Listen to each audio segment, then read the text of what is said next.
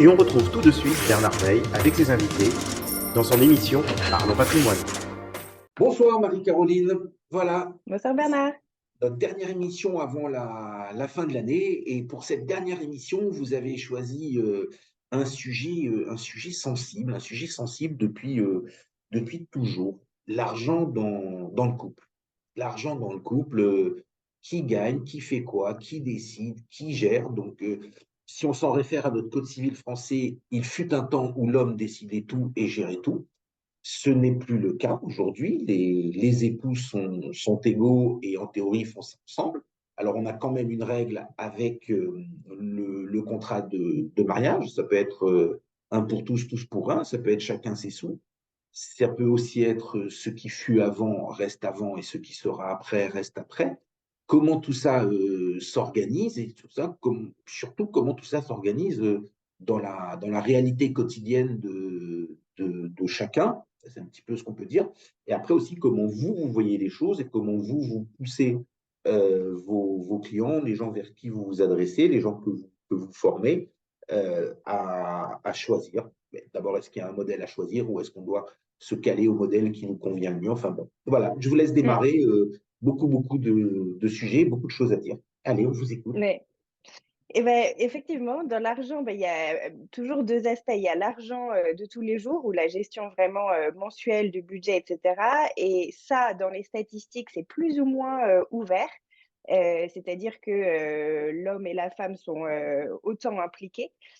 Par contre, dans tout ce qui est investissement et donc dans tout ce qui est long terme, c'est encore majoritairement l'homme qui va faire la planification, etc.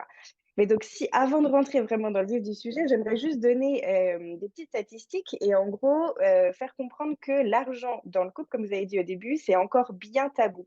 Et donc, en fait, si on prend des statistiques, il y a par exemple une donnée qui s'appelle l'infidélité financière. Donc, sans rentrer dans le... pour mettre le débat, voilà. Mais en gros, c'est une espèce de tromperie qui consiste à dissimuler à son partenaire euh, des questions et des décisions qui sont liées à l'argent. Donc ça peut être, mentir sur son salaire, mentir sur ses dettes, ça peut être se servir en douce, par exemple, dans le compte commun, éventuellement prêter de l'argent à un proche, sans le consentement de son ou de sa partenaire, posséder des comptes secrets et cetera. Et en fait, ça, il y a quand même 45. Alors c'est des statistiques, toujours, du Royaume-Uni parce qu'encore une fois, les pays anglo-saxons en général sont un peu plus avancés dans le domaine, mais 45 des personnes au Royaume-Uni, feraient ce genre de choses. Donc en fait, la Alors, attendez, majorité j'ai du envie tout de suite vous arrêter là, de tout de suite ouais, vous arrêter. Ça, pour moi, c'est la nature humaine. Ça n'a rien à voir avec l'argent. Dans un couple, on ment toujours. Alors, il faut bien qualifier ce que c'est un mensonge. On ne va pas tout dire et on ne va pas dire la vérité. Je vais vous donner des exemples et vous allez me dire si vous êtes d'accord en général et à la limite même si vous êtes d'accord pour vous dans votre couple. Et comme on a Maël Toledano qui est avec nous, qui nous fait l'honneur d'être avec nous, il va lui aussi nous répondre sur ce sujet. D'abord, sur votre état de santé.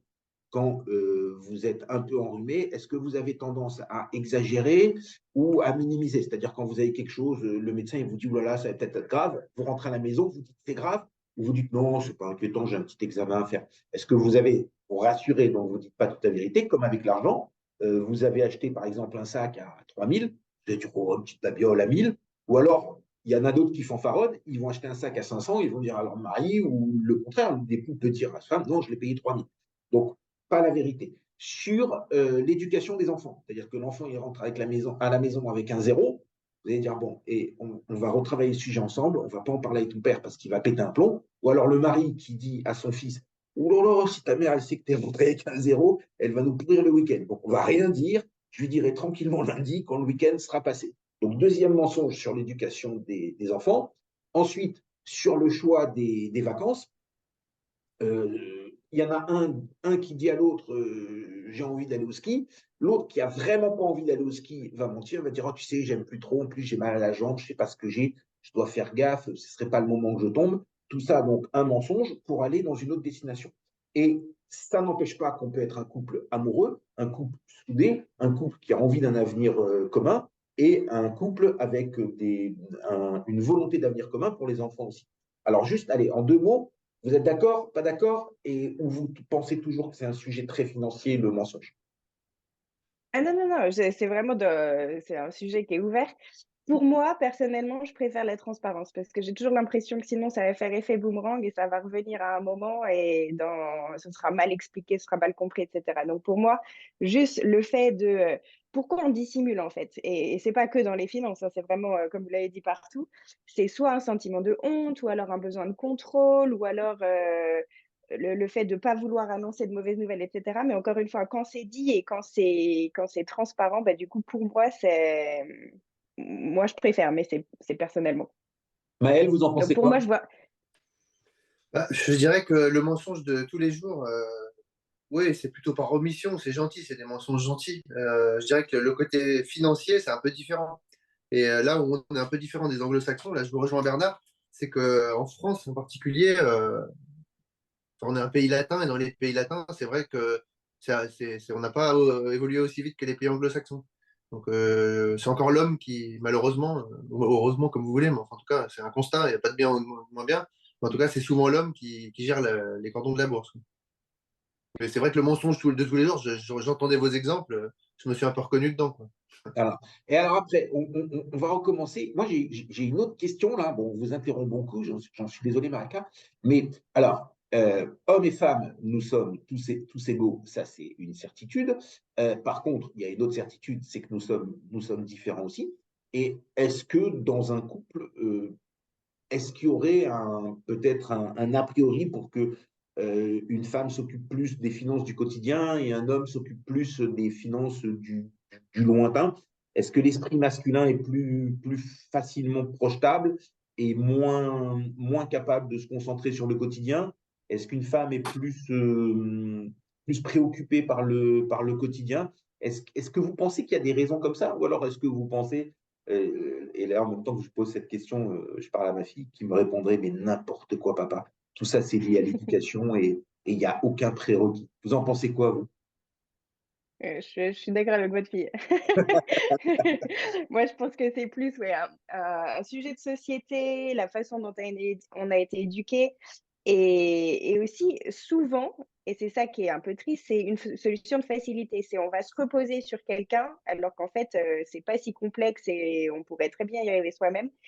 Ou alors on a trop de choses à faire, enfin, on se trouve des petites excuses et le problème là, dans ce cas, c'est vraiment la continuité, en fait. Parce que si on fait confiance à quelqu'un ou et moi je le vois dans mes clients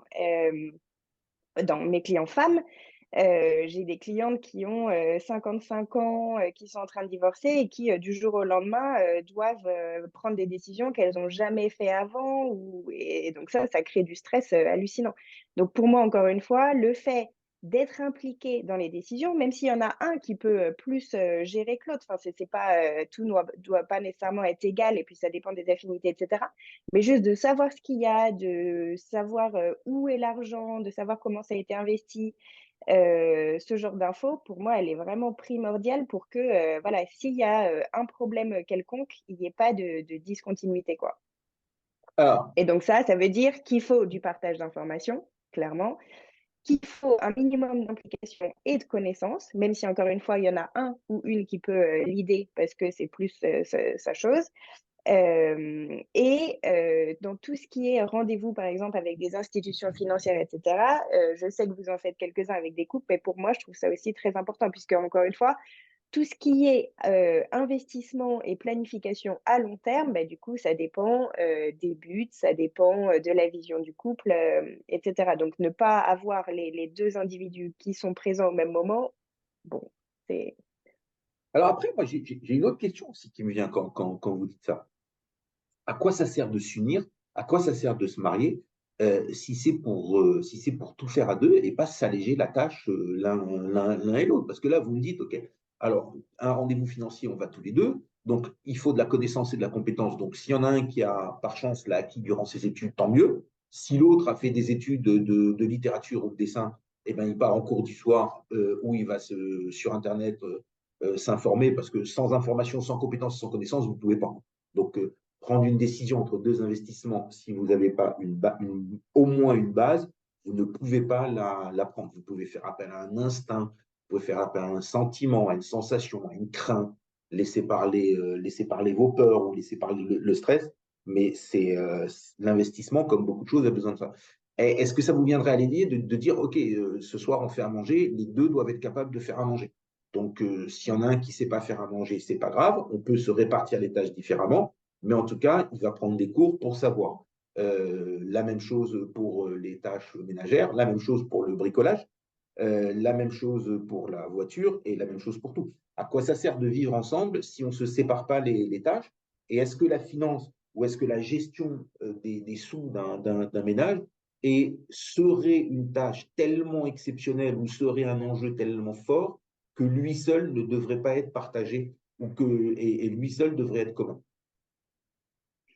Alors, si on veut l'exemple que vous avez pris, par exemple, le fait de ne pas savoir cuisiner, et cetera, en soi, n'importe qui devrait pouvoir, se faire, cuire des pâtes, faire un œuf, enfin, on ne parle pas de, faire, le repas, et cetera. Et donc en fait, quand je dis que les 2 doivent être au courant de ce qu'il y a, évidemment, il y a des différences de niveau, mais n'empêche que si, le conjoint n'est pas là, bah, moi, j'ai quand même besoin de pouvoir manger et donc en gros, comme c'est une fonction un peu vitale, bah, il faut que je me débrouille toute seule. Et donc, c'est la même chose pour le bricolage, faire, enfoncer un clou, enfin, ce genre de choses. Donc après, évidemment, ça dépend des affinités et voilà. Mais n'empêche qu'il y a un minimum de base que tout le monde devrait avoir, ça, c'est mon avis.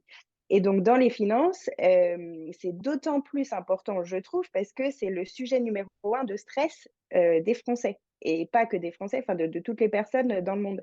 Donc du coup, à chaque fois, quand tout va bien, bah, tout se passe bien, mais en fait, dès qu'il y a un petit peu de sable dans la roue, bah, du coup, c'est là où, au final, ça donne du stress parce qu'on n'a pas le contrôle, et en fait, on a besoin de mettre les mains dedans, possiblement au pire moment. Donc pour éviter justement d'arriver vraiment, un peu à l'ultimatum: «J'ai pas le choix, il faut que je le fasse», bah, du coup, avoir un minimum de connaissances et justement de confiance tout au long, bah, ça aide beaucoup, personnellement. Et après aussi, il y a des choses qu'il faut comprendre, c'est que la gestion de patrimoine, c'est chronophage. C'est-à-dire que si on veut bien gérer son patrimoine, Mmh. ça prend du temps. C'est pas 1 heure par mois ou 1 heure par trimestre. Maintenant, un couple, donc comme un individu seul d'ailleurs, on manque de temps. Et c'est aussi pour ça qu'on s'unit et c'est aussi pour ça qu'on se partage les tâches. Et souvent, donc je vais reprendre votre propre exemple, vous dites allez voir son conseiller, un rendez-vous, ça se fait à deux. Très souvent, moi, j'ai des gens qui viennent me voir seuls et l'autre garde des enfants.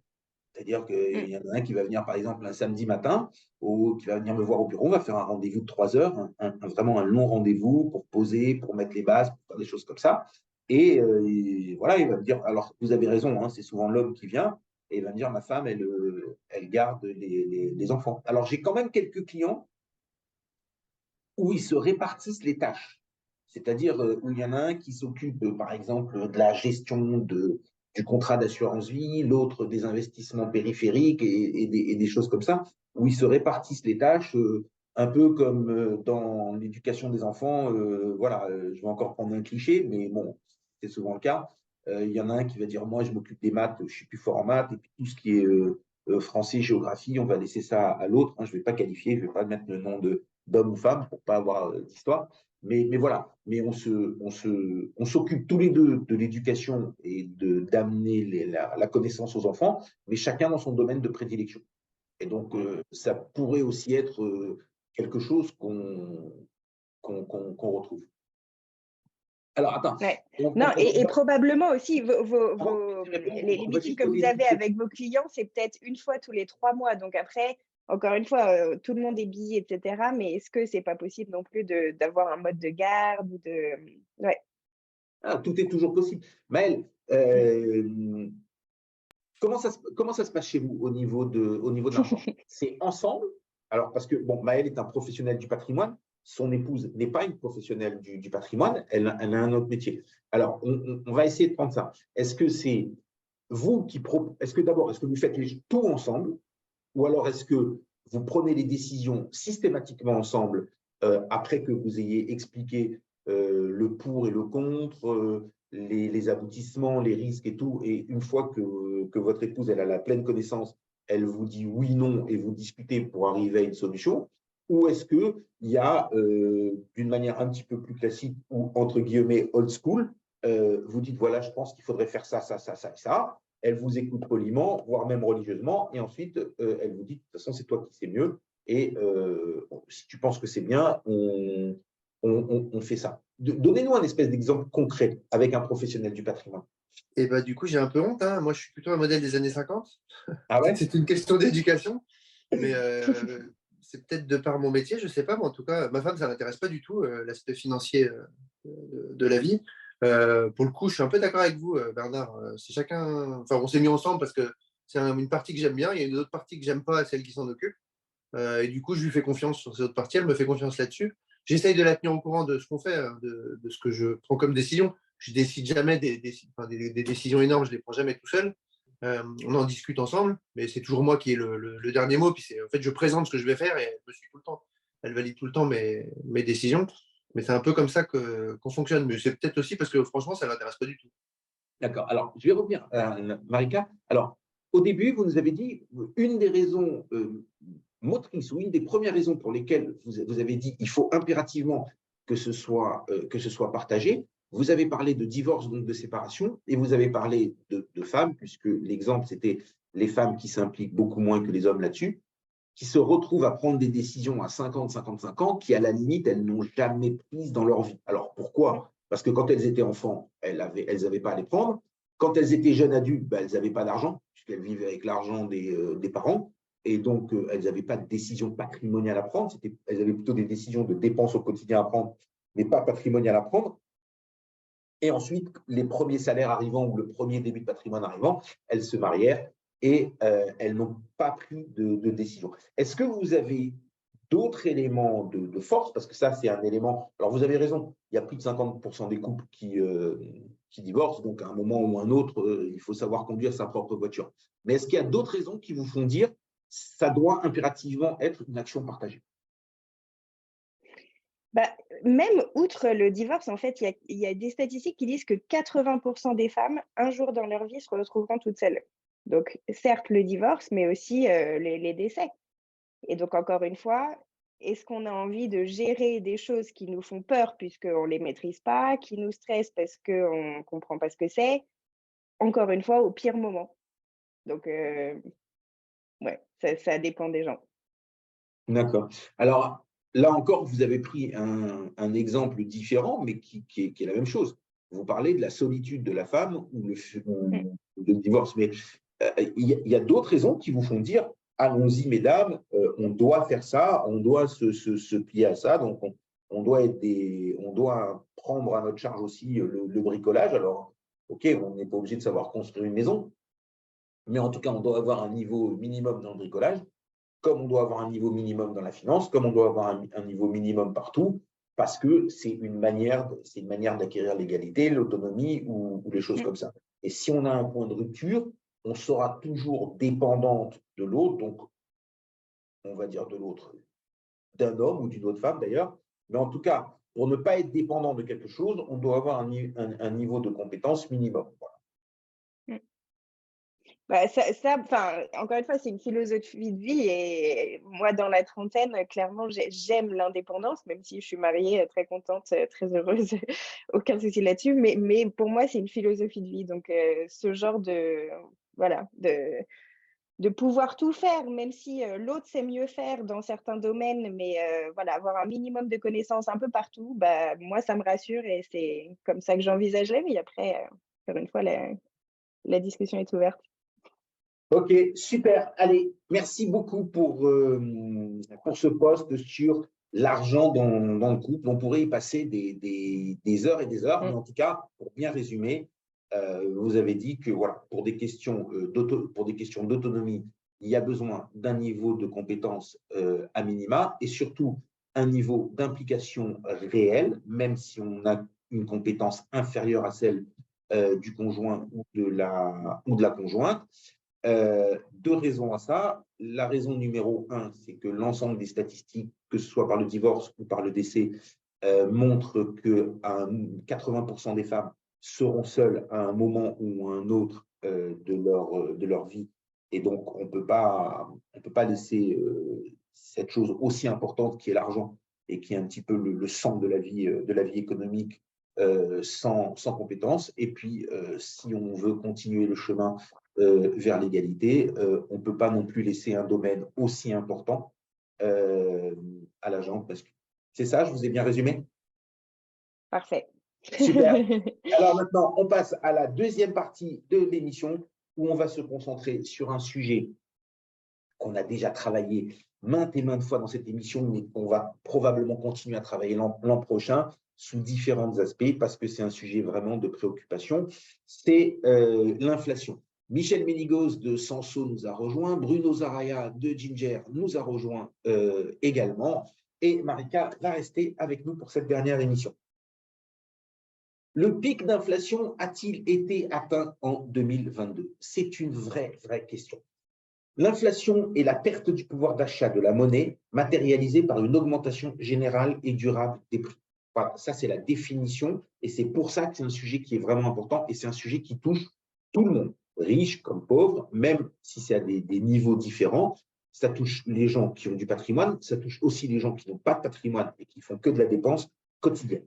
L'inflation, c'est donc la hausse du niveau général des prix et non la hausse des prix de quelques produits. Un phénomène auto-entretenu de hausse des prix, une hausse en entraîne une autre, et non un phénomène isolé ou accidentel. Une hausse des prix fondée sur des mécanismes macroéconomiques qui mettent en jeu l'interdépendance entre tous les mécanismes et parties de l'économie, la production, la répartition, la formation des prix et la distribution. Aujourd'hui, on va se concentrer sur le pic, c'est-à-dire la partie la plus haute de l'inflation, et savoir si ce pic a été atteint, oui et pourquoi. Ou si le pic n'a pas encore été atteint, non et pourquoi. Et j'espère qu'on ne va pas être consensuel cette fois-ci et qu'on va avoir des avis différents. On va essayer de réunir des éléments et ensuite on va tous les partager. Donc je vais tout de suite donner mon point de vue. Je pense que le pic a été atteint. Pourquoi est-ce que le pic a été atteint? Parce qu'on a eu les événements de taux, ou même si les hausses des taux ne sont pas encore finies, et on l'a bien vu, je pense que le plus gros de la hausse des taux est passé, puisqu'on est en train de s'approcher de la récession. Et à partir du moment où il y aura une récession, on arrêtera avec les hausses des taux. On a eu la crise énergétique à travers le gaz, même si le prix du pétrole, lui, est plutôt, après s'être un peu envolé, resté raisonnable. Donc ça, c'est un deuxième élément qui se diffuse dans toute l'économie, qui est l'énergie. Je ne pense pas qu'on aura une énergie plus chère l'an prochain que cette année. Ensuite, on avait des problèmes de production avec le Covid. En Chine, on voit bien que la politique du zéro Covid, elle a été arrêtée. Donc, on n'aura plus ces problèmes de production. L'élément qui me fait un peu peur, mais je ne pense pas qu'il sera suffisant pour contrebalancer les trois premiers, c'est qu'on va automatiquement avoir des effets des hausses des salaires, puisqu'il y a un peu des hausses de salaires partout, qui vont se diluer dans l'économie. Et donc, il va falloir qu'il y ait une augmentation des prix, puisque les coûts vont augmenter. Donc ça va faire perdurer l'inflation. Donc, c'est pour ça que l'inflation va que petitement reculer et pas énormément reculer de mon point de vue, et qu'en 2023, on aura une inflation un peu inférieure, mais pas fortement inférieure à celle de 2022. Donc voilà mes éléments, voilà mon point de vue, et on va tout de suite lancer. Allez, je vais donner la parole à Michel Ménigos de Sanso et lui dire qu'est-ce que lui en pense, pourquoi, est-ce qu'il est d'accord, pas d'accord, et on essaye d'avancer là-dessus.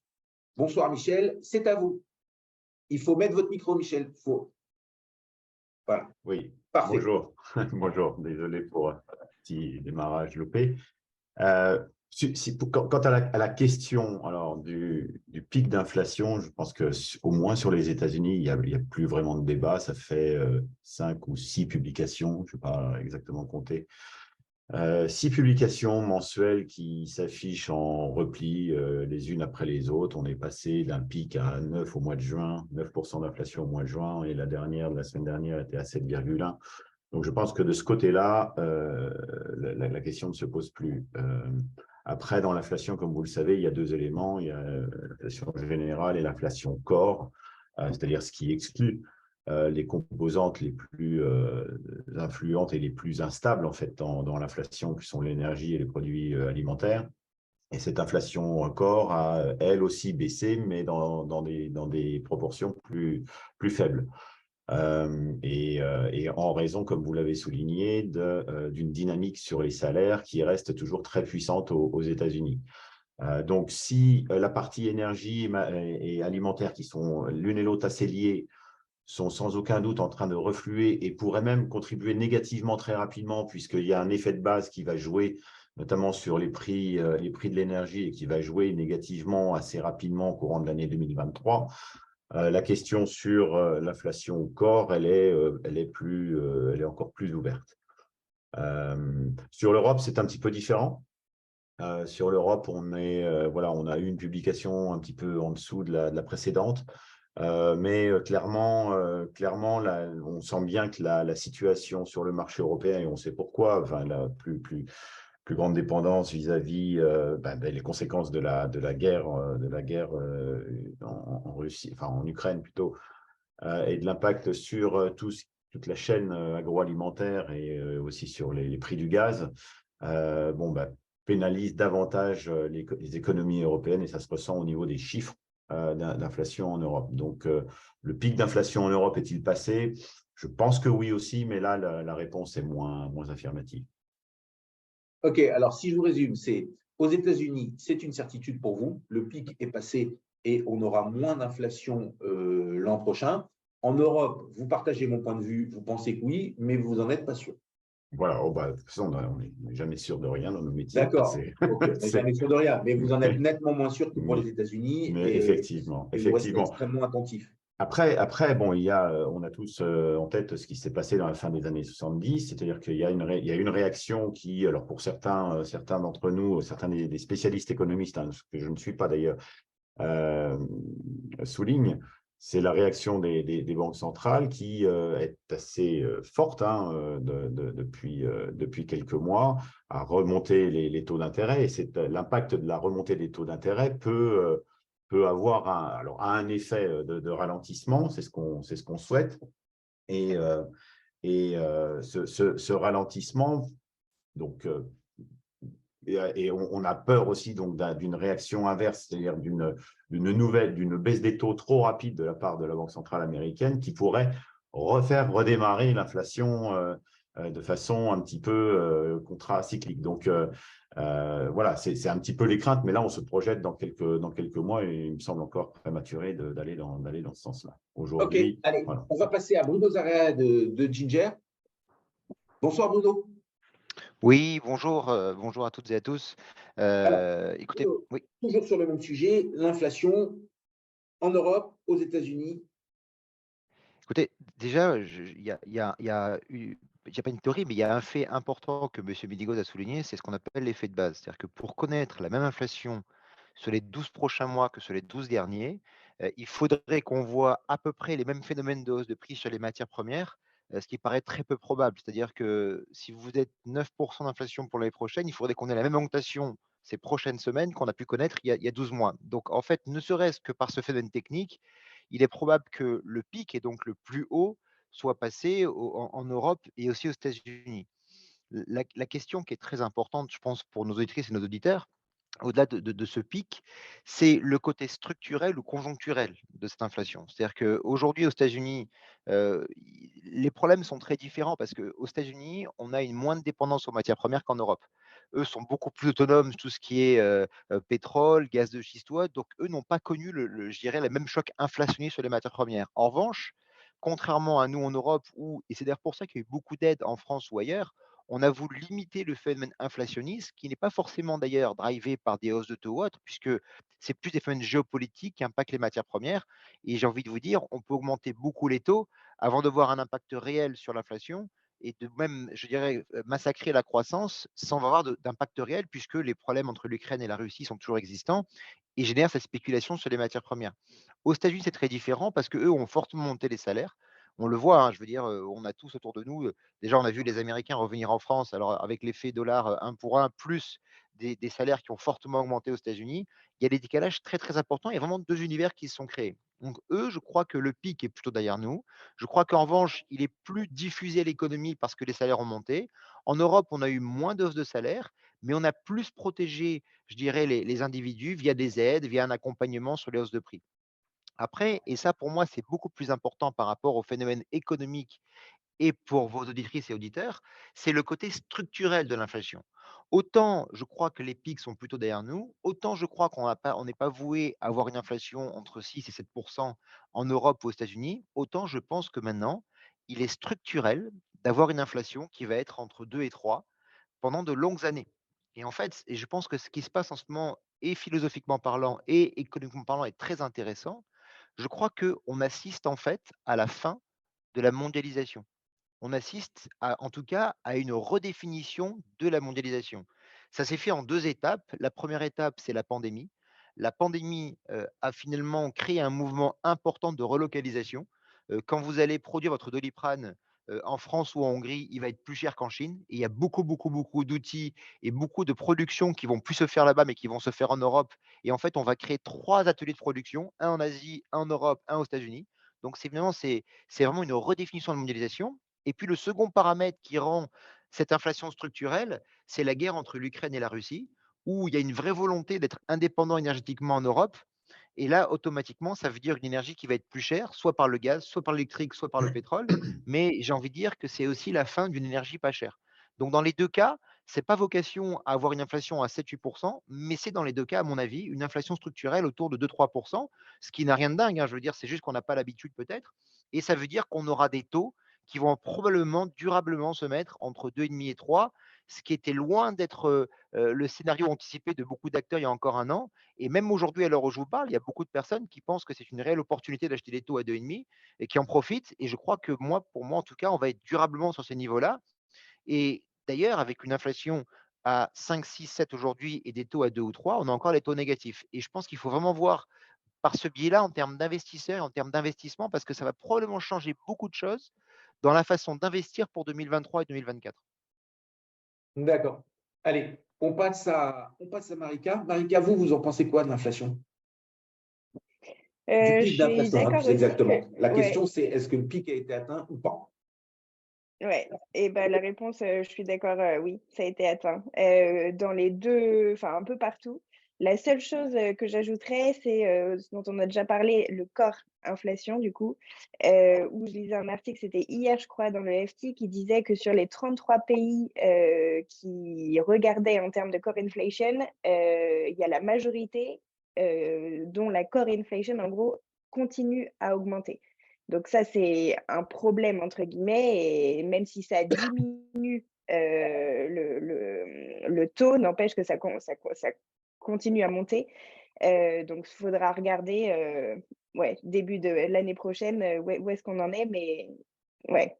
Donc oui, le pic a été atteint, mais l'inflation core continue à monter. Donc en gros maintenant, c'est, quand est-ce que le switch, du core inflation va diminuer? Alors ça, il va falloir que vous le redisiez plus simplement pour que ce soit bien compris par les auditeurs. Donc, alors, on va reprendre. L'inflation corps, qu'est-ce que c'est? Donc l'inflation corps, c'est tout ce qui est hors, alimentation et hors énergie. Donc c'est vraiment l'inflation, centrale, en fait.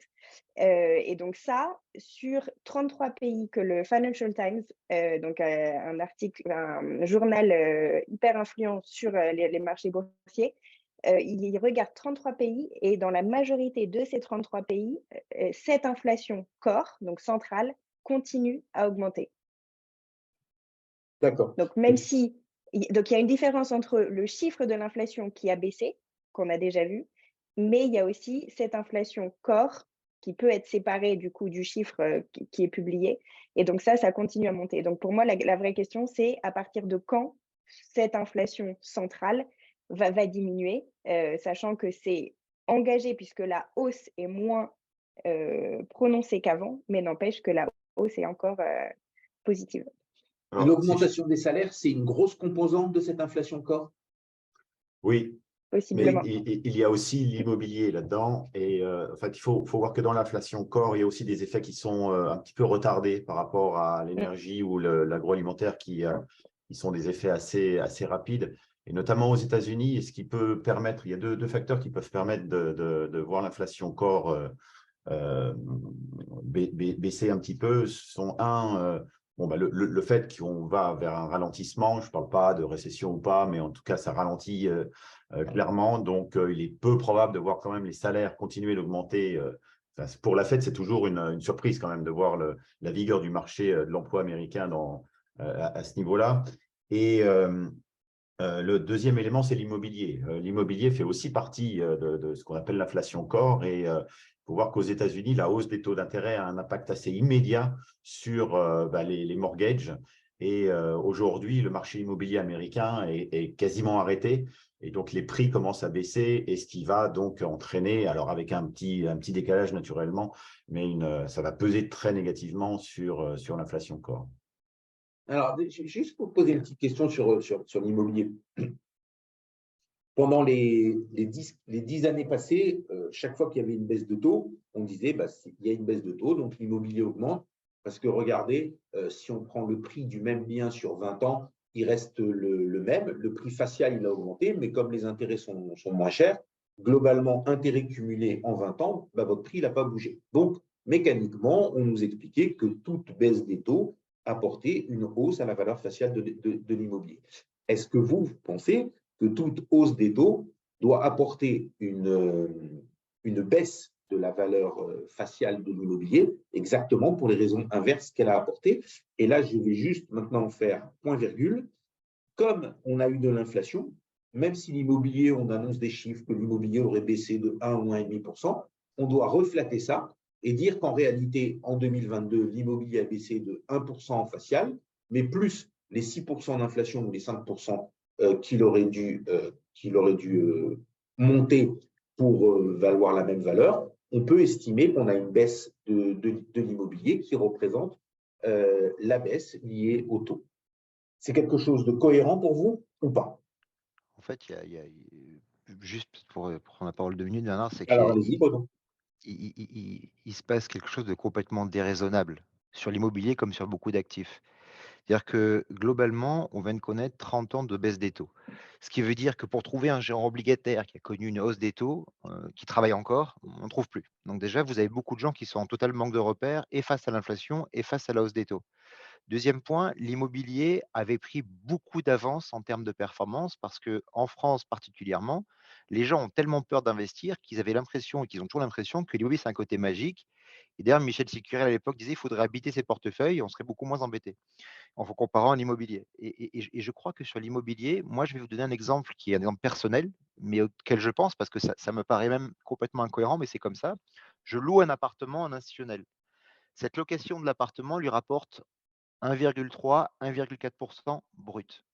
Quand vous avez des taux qui sont à moins 0,5, vous vous dites, tiens, 1,5 versus moins 0,5, c'est intéressant. Aujourd'hui, des taux courts sans risque vont lui rapporter entre 2,5 et 3, avec de la liquidité, en tout cas plus que sur un appartement, et avec 3 fois la performance qu'il a aujourd'hui. Combien de temps ces acteurs-là vont tenir et vont pas se dire, tiens, je vais arbitrer une partie de mon patrimoine illiquide pour aller vers le liquide? Ça, c'est le premier point. Le second point dans l'immobilier, c'est que les vendeurs sont obligés de vendre, pas les acheteurs. Un acheteur, il n'est pas obligé d'acheter. Souvent, un vendeur, il est plus ou moins obligé de vendre. Et dans l'immobilier, en fait, une baisse, elle se fait en 2 temps. La première partie, c'est une baisse des transactions, parce que les gens ne se mettent plus d'accord. Et la seconde partie, en effet, c'est une baisse de l'immobilier. Et on a rarement vu les taux prendre 300 points de base, surtout sur les niveaux actuels immobiliers, sans qu'il y ait un impact réel sur cet actif.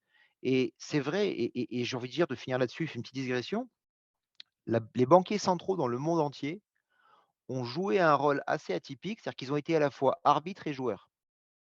Il n'y a pas beaucoup de jeux où quand on a un arbitre qui est aussi joueur, ça se passe bien. Ce qui veut dire que les taux étaient administrés, ils le sont un peu moins aujourd'hui, mais ils le sont toujours, sinon nos taux ne seraient pas à 3. Donc ils ont été administrés et ont faussé le prix de beaucoup d'actifs. C'est vrai sur l'immobilier et c'est vrai sur beaucoup d'actifs peu liquides. Donc je crois qu'aujourd'hui, c'est pour ça que 2023 est extrêmement important pour repenser son allocation d'actifs, à mon avis, et pour réfléchir en effet à vos questions sur l'inflation, sur l'immobilier, parce que ça doit avoir un impact. Et quand on parle aux acteurs de l'immobilier, ils vous disent qu'ils sont passés de 25-30 appels par semaine pour un bien à 2-3. Et ce sont des signaux qui, semble-t-il, ne trompent pas trop normalement. D'accord. Et Michel, vous partagez ce qu'a dit Bruno, ou vous voulez compléter, ou vous êtes en opposition? Non, non, encore une fois, moi, je ne suis pas spécialiste de l'immobilier, mais voilà, je voulais juste attirer l'attention sur ce fait qu'aux États-Unis, l'immobilier est quand même bon, comme dit Bruno, voilà, enfin, a fortement monté ces dernières années, en Europe aussi d'ailleurs, hein, et donc c'est une composante qui aujourd'hui est plutôt à risque compte tenu du changement du contexte, quoi, avec des taux plus forts. Voilà. OK. Allez, on Moi, passe si à je peux me permettre, je ferais juste une remarque sur l'immobilier aux États-Unis ou dans les pays anglo-saxons en soi, où en fait, il n'y a pas de taux long fixe comparé à la France. Donc en fait, la France, les prix, même si possiblement vont baisser, ce sera du maximum, on va dire 5%, enfin, ce sera jamais des gros pics.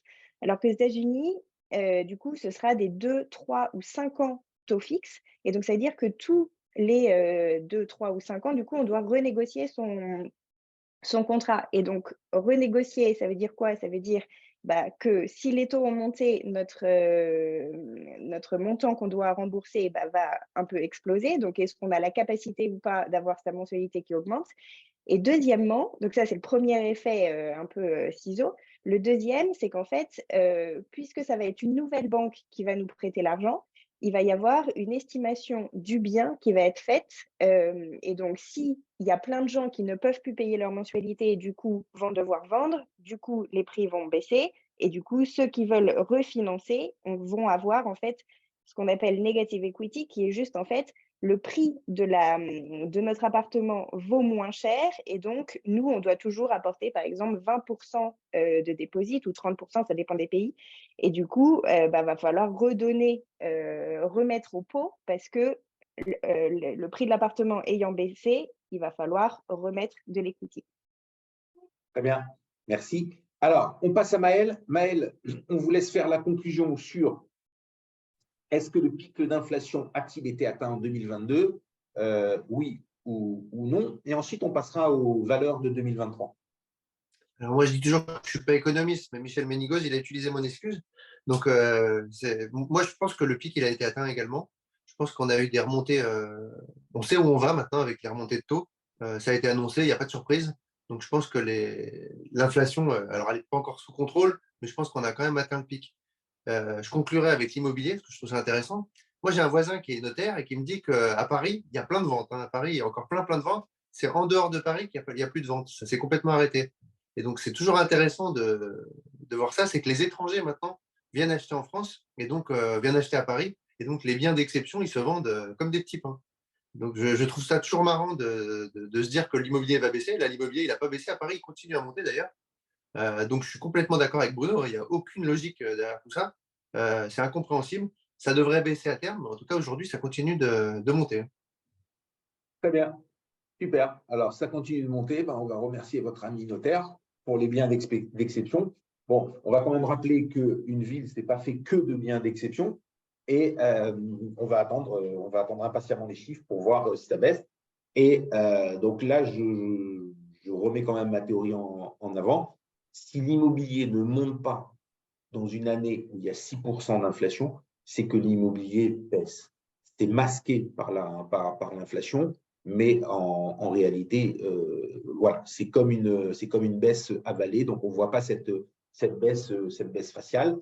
Et ce qu'on entend sur Paris par rapport à l'immobilier, c'est que sur les grosses transactions, c'est en train de s'éteindre et que quand les institutionnels achètent, ils achetaient par rapport à un rendement qui était calé sur l'OAT à 10 ans. Donc, ils voulaient 200 points ou 250 points de rendement en plus que l'OAT à 10 ans. Donc, quand on avait une OAT à 10 ans qui était à zéro, ils achetaient les plus beaux biens, donc Boulevard Haussmann, quartier Gare Saint-Lazare, quartier de l'Opéra, sur une base de rentabilité 2,50, 2,70, ce qui était cohérent. Maintenant que les taux, l'OAT à 10 ans est autour de 2,50, s'ils veulent 200 points de base de plus, il faut mécaniquement qu'ils achètent moins cher, autrement ils n'auront pas ça. Donc de toute façon, on arrive dans une zone où des choses vont devoir se passer. Allez, on clôture le sujet pour cette année. De toute façon, rien de grave, c'est probablement un sujet sur lequel on reviendra l'an prochain.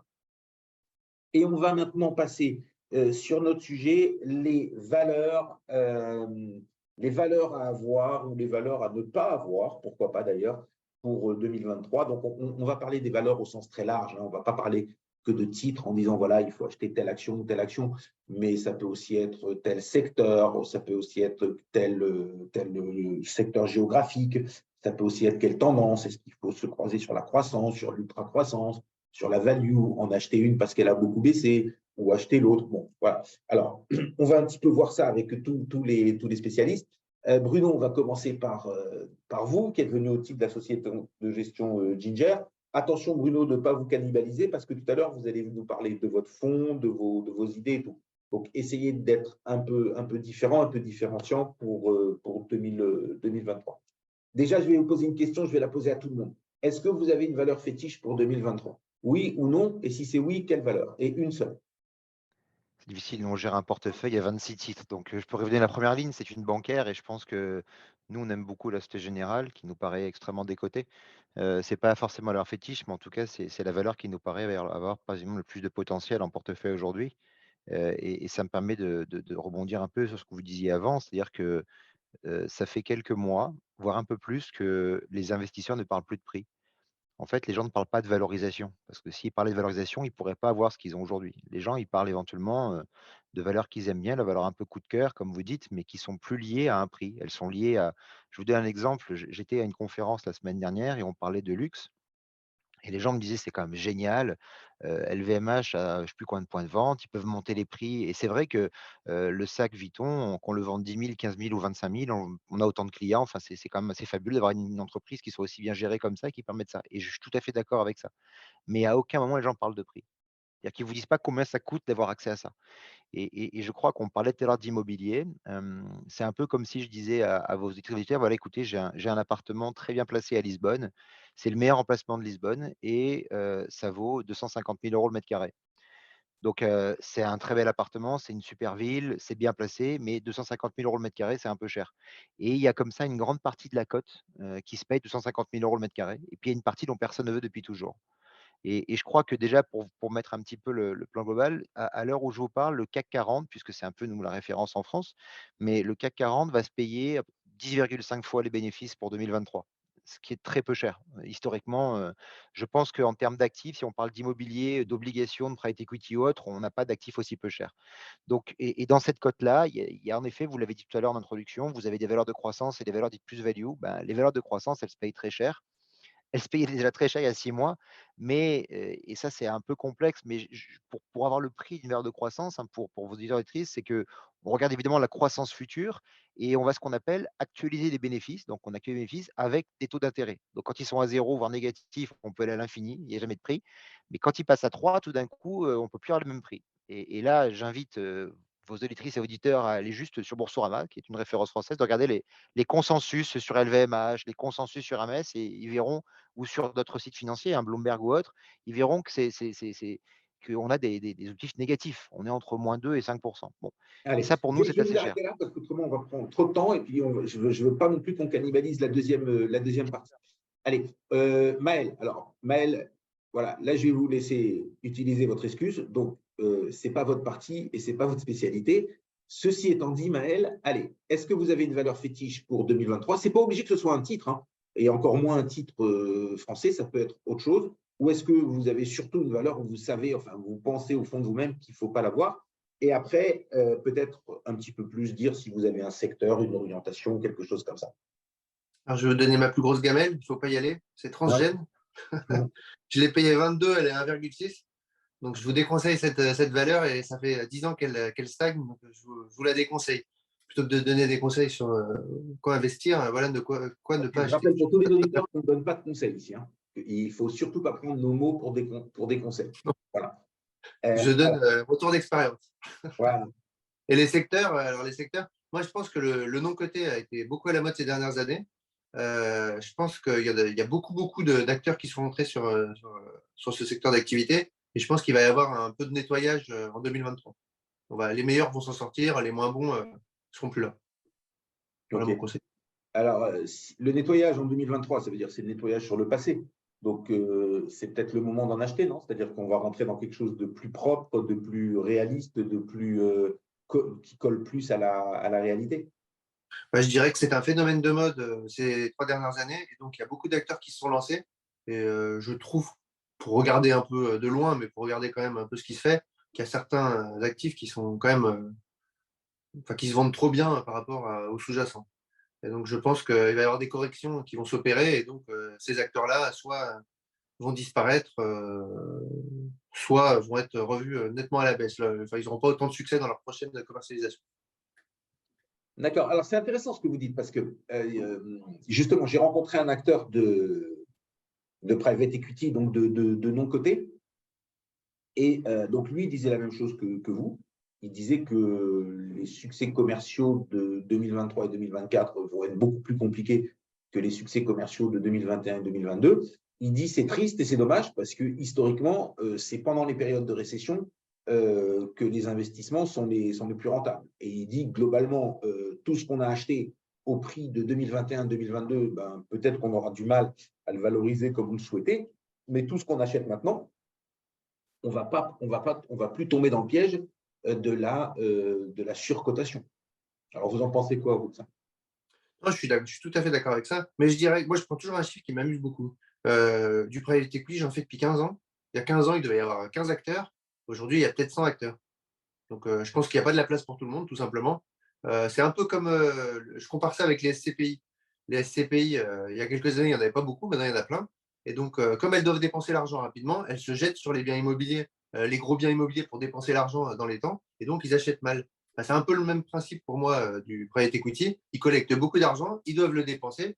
Pas tous, hein, attention, il y a des très bons, mais certains collectent beaucoup d'argent, ils doivent le dépenser, et ils ne le dépensent pas toujours intelligemment, je trouve. Où ils ne tiennent pas compte des évolutions. Par exemple, si on reprend notre débat juste avant, avec des taux d'intérêt très bas, ils ont collecté beaucoup d'argent, mais sauf qu'entre-temps, les taux d'intérêt ils ont bien remonté, et donc on ne peut pas acheter de la même façon. Et donc, Très je bien. trouve que certains n'ont pas l'expérience pour anticiper les phénomènes de marché. D'accord. Alors, OK, donc pour résumer un petit peu ce qu'a dit Maël, il nous a plutôt averti de ne pas aller dans certains secteurs. Bon, il nous a donné sa valeur noire. On a toute une valeur noire. Donc, il nous a donné sa valeur noire. Et ensuite, il nous dit de faire très attention au private equity. Et vous, Marika? Alors, même question qu'aux autres. Votre valeur fétiche ou votre valeur noire, votre drapeau noir? Alors, valeur fétiche, j'en ai pas trop. Valeur noire, moi, c'est Oatly où je me suis pris une grosse gamelle. Je croyais bien au lait végétal, etc. J'ai investi, je crois, à 26,7. On est à 1 et quelques. Donc, non, grosse pomme. Encore une fois, c'est mesuré, ça me va. Enfin, c'est pas. Voilà. Et qu'est-ce que je ferais pour 2023 donc, à Secteur, titre géographie. personnel, j'investis plus sur des ETF, des trackers, des fonds, etc. Donc, j'ai un petit portefeuille de valeurs individuelles, mais qui est petit. Donc, moi, j'irais plus, on va dire, fin 2022, je suis pas mal allée sur les USA. Donc, maintenant qu'ils sont toujours un peu en avance, ouais, j'irais peut-être un peu plus vers l'Europe, qui a un peu moins performé. Si je dois choisir des stocks individuels, clairement, je choisirais des values, c'est-à-dire des actions qui sont un peu rétamées, voilà, qui ont perdu pas mal de valeur et où c'est pas expliqué. Donc, c'est-à-dire que c'est pas exactement le luxe, c'est quelque chose qui donne pas trop envie, mais qui a des bonnes bases solides et du coup, il faut encore une fois identifier si c'est une valeur solide et deux, surtout le point d'entrée. Très bien. Et alors, Michel, c'est à vous maintenant. Alors, quand on a préparé l'émission, vous m'avez dit, moi, je ne suis pas un titrard.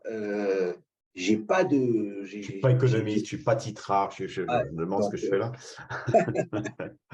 Et ben, vous avez dit, moi, j'ai plutôt des idées sur des sens, sur des lieux, sur des choses comme ça. Et c'est plutôt là-dessus qui est ma plus belle.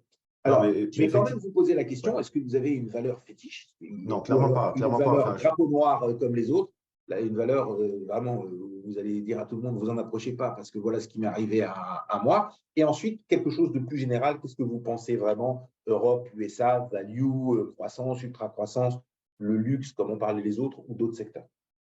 De valeur fétiche, vraiment pas. Je me positionne vraiment comme gérant de portefeuille et vraiment notre job, c'est de diversifier nos portefeuilles et de ne pas faire un pari sur un titre. Donc, autant je ne suis pas économiste, je ne suis pas broker non plus pour mettre en avant une valeur comme ça. Il y a eu des bons choix. Je vois Rheinmetall en portefeuille, Ipsos aussi, des valeurs comme ça. Il y a eu des choix un peu plus délicats comme Michelin ou Wienerberger, pardon, ou Société Générale aussi, qui en début d'année nous a fait quand même bien souffrir. Voilà, mais pas je ne tombe pas amoureux de mes valeurs en général et je les achète parce que je trouve qu'il y a une combinaison de choses qui me semblent intéressantes et d'autres un peu moins. En revanche, oui, quand on regarde les grands thèmes, moi je crois que le thème intéressant sur cette année, et M. Zaraïa parlait tout à l'heure de valorisation, je pense qu'effectivement c'est quelque chose qu'on doit avoir en tête. Et l'année 2022 a été assez particulière à ce niveau-là. C'est-à-dire qu'on a vu un gros phénomène de de-rating sur les marchés, sur tous les marchés, qu'ils soient développés, émergents, européens, américains. Et ce qui a amené tous les marchés, toutes les bourses actions, sur des niveaux de multiples inférieurs à leur moyenne des 5 dernières années. Ce qui n'était pas le cas en début d'année. Hein. C'est qu'on a eu un gros de-rating sur la seule année 2022. Et donc, ça, en fait, ce de-rating a été même au-delà de la baisse des marchés. Et pourquoi? Parce que, en fait, les perspectives sur les titres, sur les secteurs ou sur les marchés en général, ont été plutôt positives. Oui, je vois Bruno qui il n'a pas son Bruno, il faut micro. que tu mettes ton micro. Il faut que vous mettiez Désolé, ton j'étais en micro. train de répondre à un collaborateur qui me posait une question. Ah, Désolé. pardon, je croyais que c'était Non, excuse-moi, je suis désolé, Michel. Il n'y a pas de problème, il n'y a pas de problème. Donc oui, je te disais, les perspectives sur les marchés se sont révélées très, très fortes, en fait, ont été révisées même en hausse. On a vu les publications trimestre après trimestre surprendre très positivement les investisseurs. Donc ça a été aussi le phénomène donc, qui a entraîné une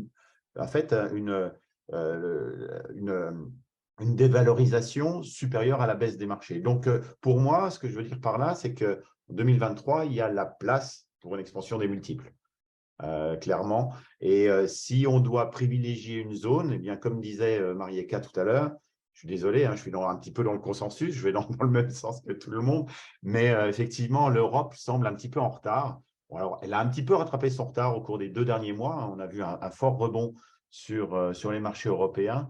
Mais il me semble qu'aujourd'hui, les perspectives bénéficiaires qui sont affichées par les sociétés et les analystes qui prévoient pour les trimestres à venir sont supérieures sur les marchés américains à ce qu'elles sont sur les marchés sur les marchés européens à ce qu'elles sont sur les marchés américains. Après, au niveau secteur, le phénomène aussi de l'année 2022, c'est la forte surperformance des secteurs liés à l'énergie. Qui ont bénéficié d'un effet de base phénoménal. Hein, le prix du pétrole, là aussi, encore une fois, c'est un effet de base qui a été très fort. Le prix du pétrole avait affiché des hausses très fortes et donc ça s'est transcrit sur les bénéfices des sociétés pétrolières, mais aussi des sociétés liées aux matières premières d'une façon générale. Donc, on a eu une forte performance, même positive, hein, sur la plupart de ces sociétés-là sur l'année 2022, alors que je vous rappelle, les marchés sont quand même en baisse significative. Et ça, il me semble que c'est un phénomène qui doit se corriger. Clairement, les perspectives sur ces 2 secteurs-là, que sont le secteur de l'énergie et le secteur des matières premières, ou les produits de base, sont nettement inférieurs au reste du marché. On devrait voir ces 2 secteurs-là sous-performer pour les mois qui viennent. Après, en termes de style, vers quoi il faut aller? On a évidemment envie de retrouver un peu ceux qui avaient fait le bonheur des investisseurs au cours des dernières années, ces grandes valeurs de croissance américaines. J'ai bien peur qu'avec des niveaux de taux d'intérêt et un contexte un peu différent, des niveaux de taux d'intérêt plus élevés et un contexte quand même un peu différent, on ne les retrouve pas en tête des palmarès très, très rapidement. Super. Allez, je vous remercie beaucoup pour cette intervention. Et ça va être maintenant au tour de Bruno Zaraïa où on va se concentrer sur Ginger. Alors, j'adore inviter Bruno et sa société de gestion. Ils ont un seul fonds. Donc, on n'a pas à choisir. De toute façon, on parle que du fonds. Et on n'a pas à dire, oui, vous pensez peut-être ce fonds, peut-être ce fonds. Non, non, là, de quel fonds on parle? Eh bien, on parle de Ginger 360 actifs. Merci à tous, meilleurs vœux à tous. Et maintenant, Bruno, c'est votre partie. C'est que pour vous. Merci beaucoup, Bernard. Merci de nous laisser l'opportunité de parler de notre maison. On est très heureux d'être avec vous aujourd'hui. C'est vrai qu'on n'a qu'un seul fonds, donc au-delà de l'innovation que ce fonds souhaite véhiculer, c'est que nos intérêts sont complètement alignés avec ceux de nos clients parce que toute décision prise dans le fonds implique toute la structure. Et ça, c'est important. Chez Ginger, il y a 11 ans, quand on a fondé l'entreprise, on est parti du principe que les marchés financiers avaient profondément changé. On était, nous, incapables de les aborder aujourd'hui comme on les abordait à 25 ans.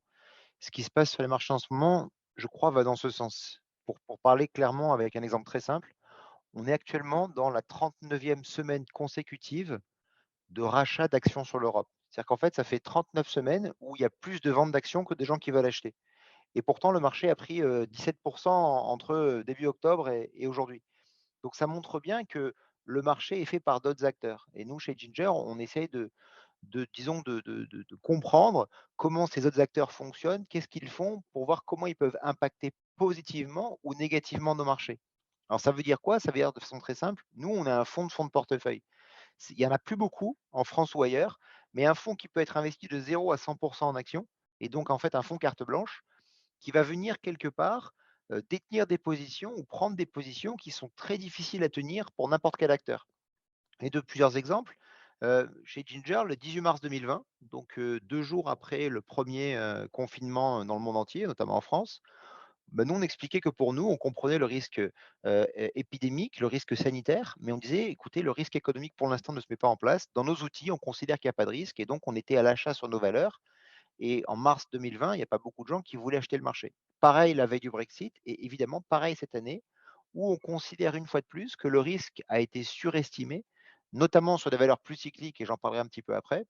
Et donc, nous, chez Ginger, on a deux jambes. Une jambe fondamentale, où on va essayer, je dirais, ni moins bien, ni mieux que d'autres, de vous donner nos convictions économiques et notre lecture économique des marchés.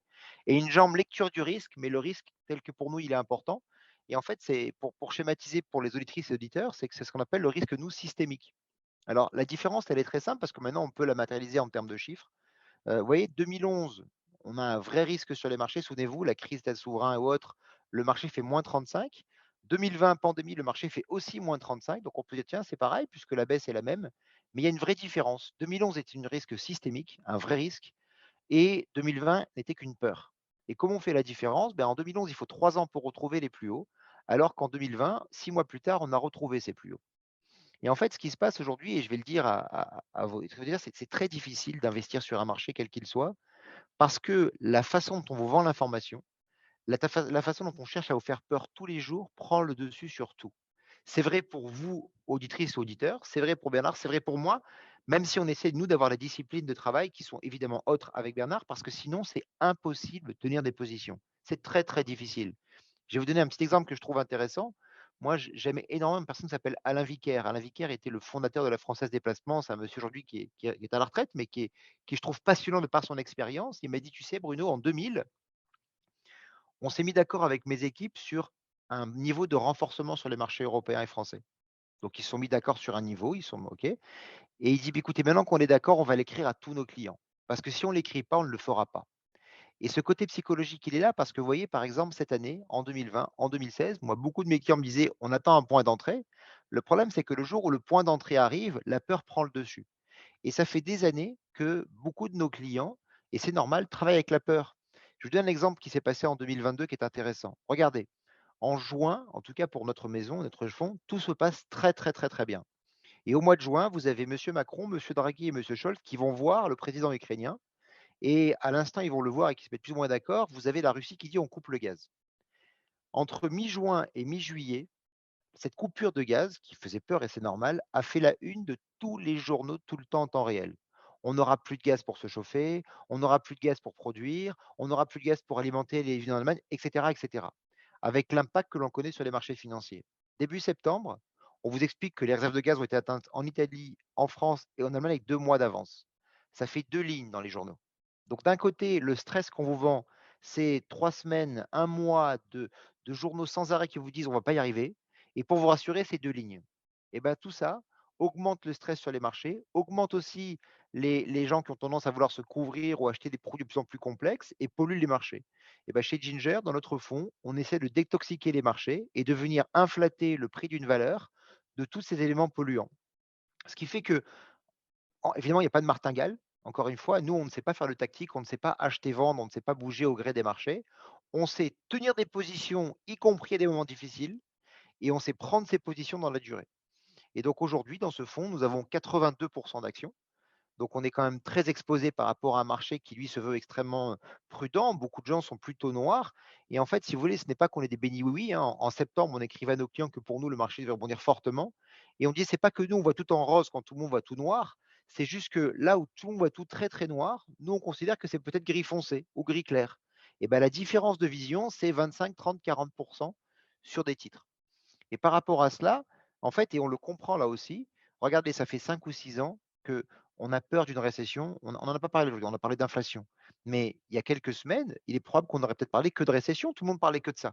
On en parle un peu moins aujourd'hui. Aujourd'hui, on parle de ralentissement, voire de fort ralentissement, voire de récession flash. Mais on ne parle plus de récession dure. Alors peut-être qu'elle arrivera, j'en ai aucune idée, mais néanmoins, actuellement, on en parle beaucoup moins. Sauf que dans des valorisations, c'est pas pareil de parler de récession flash, de récession dure ou même de ralentissement. Or, aujourd'hui, ça fait 4-5 ans. Regardez, fin 2018, on parle de récession. 2019, on parle de croissance. Pareil en 2020, pareil en 2022. Et ben, ça impacte plus certaines valeurs, en général, plus des valeurs cycliques ou des valeurs financières qui nécessitent un peu de confiance et un peu de visibilité. Et donc, nous, Alors, chez Ginger, aujourd'hui. Bruno, Oui, j'ai une bien question sûr, pour vous. Bernard.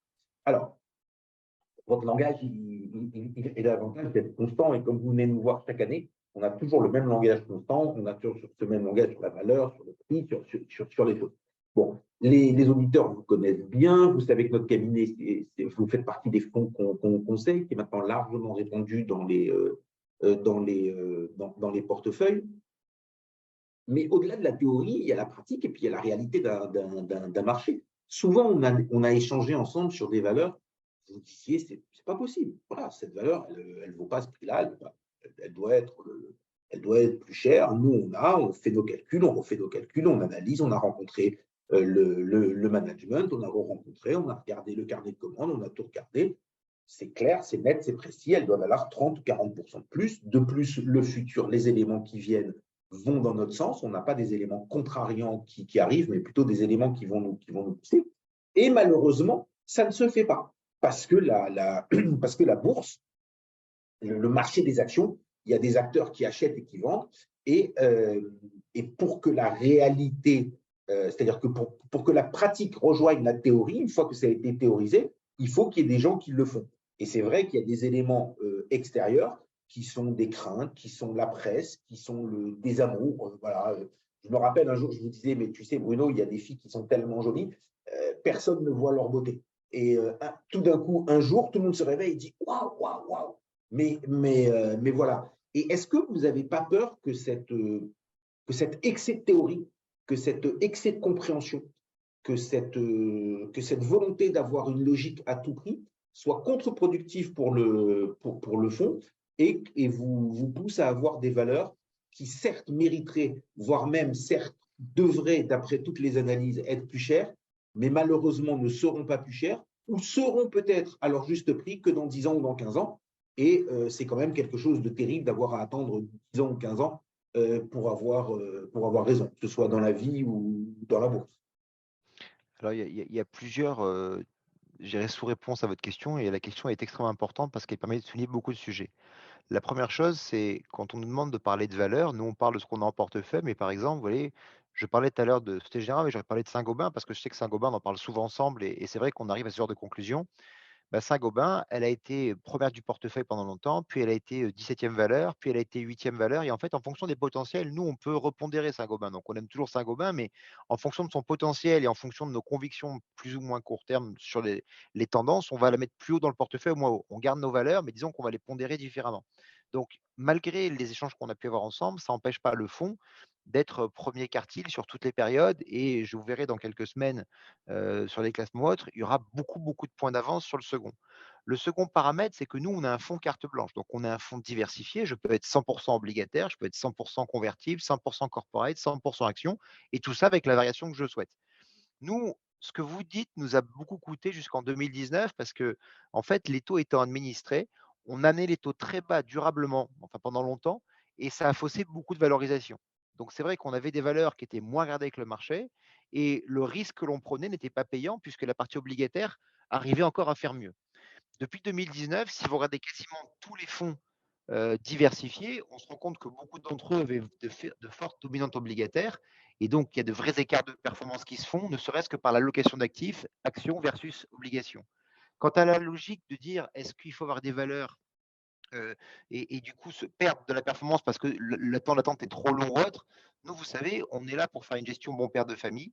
On est là pour donner un prix à un actif aujourd'hui pour demain. C'est notre job en fait. Vous voyez, parfois on parle ensemble de Valeo. Moi, Valeo est une boîte que j'aime énormément. Je trouve que c'est une boîte française qui est très intéressante, qui s'est fortement restructurée. Ils sont passés de rétroviseur essuie-glace au moteur électrique de demain. Bon, si le marché met 3 ans pour s'en rendre compte, moi, si vous voulez, mon travail, c'est de donner un prix à un actif et de considérer que cet actif-là, il est beaucoup, beaucoup moins cher que d'autres actifs. Et après, mon rôle aussi, c'est d'être patient et de pouvoir tenir des positions que peut-être mes clients ne pourraient pas tenir pour eux parce que justement, c'est trop long, et d'essayer autour d'avoir des thématiques qui me permettront, avant que Valeo performe, d'avoir d'autres titres qui pourront prendre le relais. C'est un peu comme une allocation d'actifs que vous allez faire. Quand vous mettez plusieurs fonds, vous ne voulez pas que tous les fonds se comportent de la même façon au même moment et les mêmes valeurs au même moment. Vous avez des différents niveaux de performance et plutôt que de faire 15% par an, ce qui est quasiment infaisable, vous voulez faire 7-8% par an sur la durée, peut-être plutôt 5 ou 6 d'ailleurs parce que c'est très ambitieux 7-8, faire 5-6% avec des fonds qui feront 15 une année, d'autres qui feront 0 et inversement. Et sur la durée, il y aura les 7-8. Et bien c'est pareil pour nous pour les valeurs. On a des valeurs qui vont très bien performer, d'autres et c'est complètement incohérent. En parlant d'incohérence, on parlait Alors, tout à l'heure. je vais vous arrêter parce que là, on commence à dépasser D'accord, notre bien sûr. temps et surtout, on perd la qualité en son, là où on a la liaison Excusez-moi. Internet qui s'est beaucoup baissé. Donc, juste pour conclure, par rapport à cette année, alors déjà, juste le fond, là, depuis le début de l'année, il est à combien?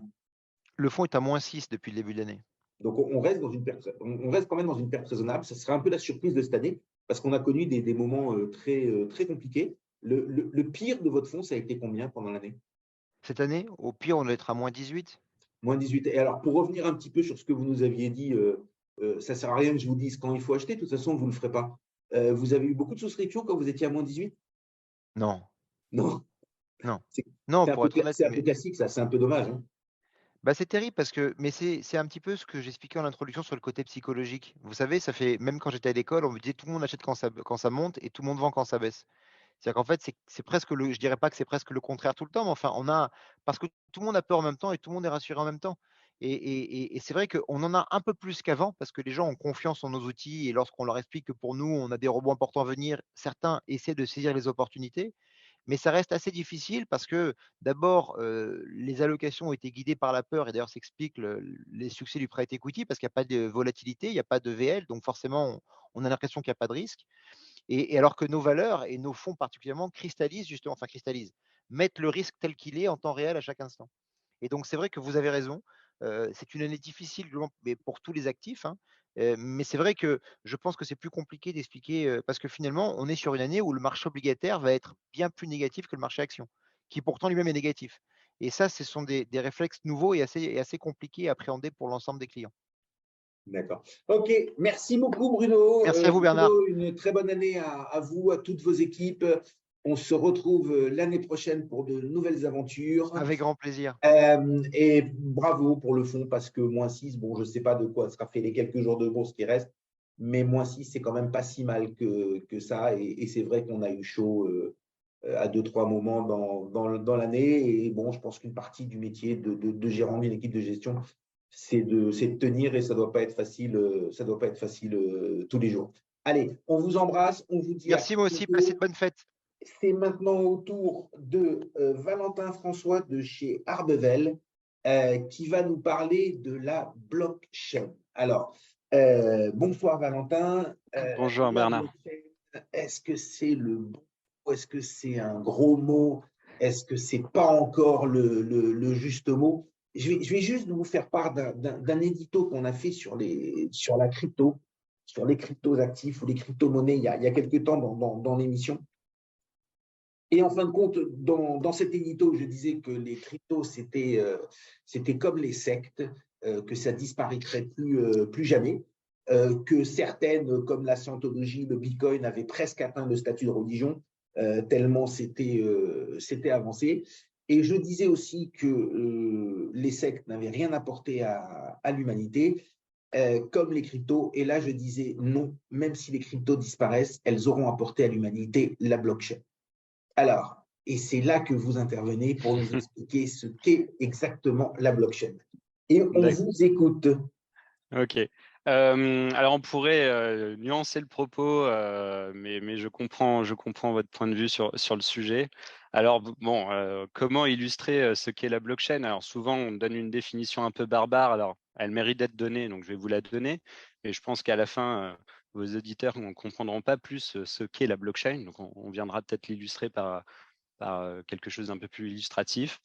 Mais globalement, on dit que la blockchain est un registre distribué qui existe sur un réseau de serveurs qui enregistre chronologiquement les transactions, formant ainsi une chaîne immuable. Voilà. Alors, encore une fois, avec ça ne nous avance pas bien à grand-chose.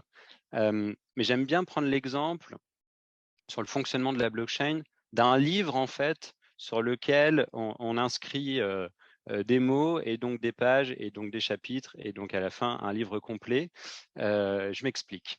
Imaginez, on est tous autour d'une table avec un livre au milieu sur lequel on rédige une histoire. Et à chaque fin de page, tout le monde autour de la table, donc on peut être 10, 100, un millier de participants, 1 million de participants, on relit tous ensemble la page.